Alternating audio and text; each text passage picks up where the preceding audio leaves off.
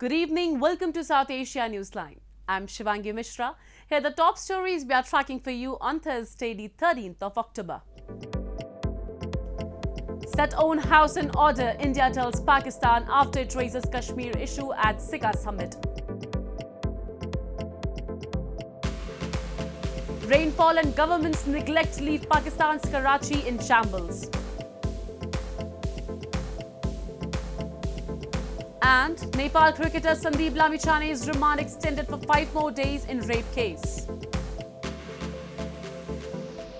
And now for all the details. India on Thursday slammed Pakistan for raising the Kashmir issue at the regional CICA summit in Kazakhstan and said it should rather turn an eye towards persecution of minorities within its own territories.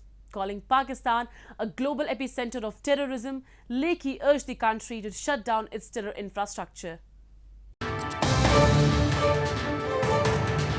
India's junior Foreign Minister Meenakshi Lekhi on Thursday slammed Pakistan for raising the Kashmir issue at the Conference on Interaction and Confidence-Building Measures in Asia, the CICA summit in Kazakhstan, and said it has no locus standi to comment on its Jammu and Kashmir territory. Lekhi said it is unfortunate that Islamabad has used the CICA platform to propagate false and malicious propaganda against India, while turning a blind eye towards persecution of minorities within its own territories. Calling Pakistan a global epicentre of terrorism, Lekhi urged the country to shut down terror infrastructure on its soil. Pakistan is the global epicenter of terrorism and continues to be the source of terrorist activities, including in India. Pakistan continues to make no investment in human development, but provides their resources for creating and sustaining infrastructure of terrorism.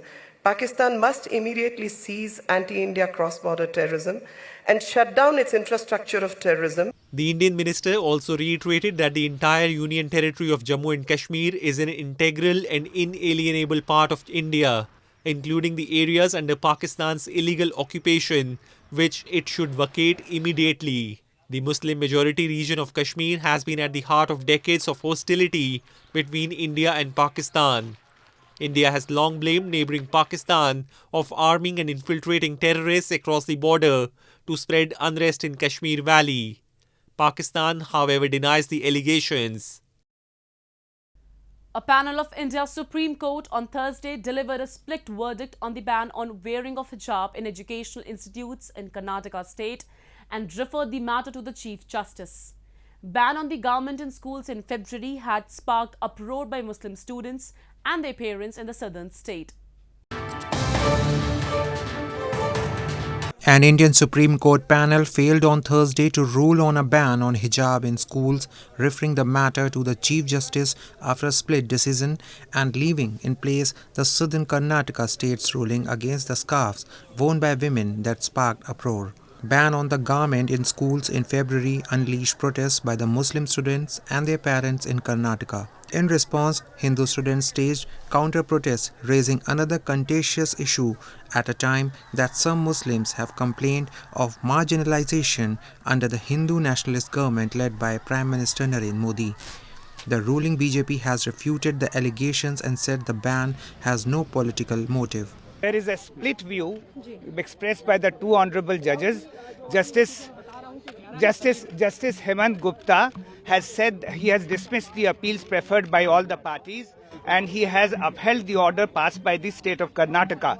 Justice Dhulia has differed with his view and he has expressed that he has a differing view because a girl child faces a lot of problems while they are being sent to the schools and colleges and their right to education is more important than wearing or not wearing a hijab. India's debate on the hijab comes as protests have rocked Iran after women objected to dress codes under its Islamic laws. The Chief Justice would set up a larger bench to further consider the case. The Supreme Court decisions apply nationwide. In news from Pakistan, reacting to the acquittal of Pakistan's Prime Minister Shehbaz Sharif and his son Hamza Shahbaz in a money laundering case, opposition PTI has termed the development a slap in the nation's face.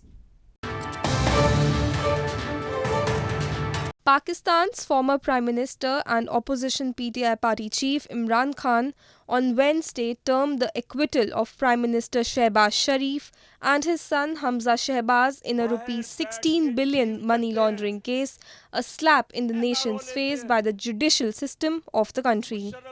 Addressing a public gathering, Khan said the acquittal had covered up the father-son duo's theft worth billions of rupees. PTI Senior Vice President Fawad Chaudhry said that on one hand, the government is seeking funds for flood victims. On the other hand, one family in the ruling dispensation has looted billions of rupees. 16 अरब रुपया लिया था, जिसमें 4 इनके गवाह, 4 जो factory में करने वाले गवाह थे जिन्होंने पैसा लिया वो मर चुके हैं। जब से ये आए हैं वो मर गए हैं, सब हार्ट अटैक से मर गए हैं। कभी पता चलवाओ कि क्या हुआ, कि सारों को ये हार्ट अटैक हो गया। Both the father-son duo were accused of misusing their authority and for the illegal use of public funds for a drain for the mills, of which Hamza is a director. The court's verdict came after the Federal Investigation Agency gave a clean chit to the PM and his son, arguing that the record shows that neither the amounts had ever been deposited nor withdrawn directly from their bank accounts. Residents of Pakistan's largest city, Karachi, have raised their concern over the dilapidated condition of roads caused by heavy torrential rains in the city. They said the Pakistani government has hardly made any effort to repair the potholes and broken roads, while it has been amassing funds in the name of flood relief. Locals in Pakistan's Karachi city have expressed their concern over the dilapidated condition of roads in the aftermath of heavy rainfall and flooding in the city. They said the damaged roads have unsettled the whole traffic system, while daily activities have been disrupted as streets in some parts are still inundated with drain and sewage water. They lamented that hardly any effort is being made by the concerned authorities to repair the potholes and broken roads. Sir ji 2 महीने पहले बारिश हुई थी, उसके बाद सड़कें, road, पुल, सारी चीज़ें टूट का शिकार हुई हैं। अब हुकूमत को चाहिए कि ये जितनी चीज़ें टूट हो गई जिससे लोगों को मुश्किलात का सामना होना पड़ रहा है, ट्रैफिक का निज़ाम धर्म भरम इसकी वजह से हो रहा है, मिट्टी, धूल, बीमारियां पैदा हो रही हैं, तो हुकूमत को चाहिए इस पे थोड़ा सा काम करें। हुकूमत एक बार बनाती है, 5 साल के लिए सो जाती है। The residents blame the Pakistani government has only been amassing funds it has been receiving from foreign countries as flood relief. They bemoaned the fact that Karachi, the country's financial capital, is fast becoming one of the least livable cities in Pakistan.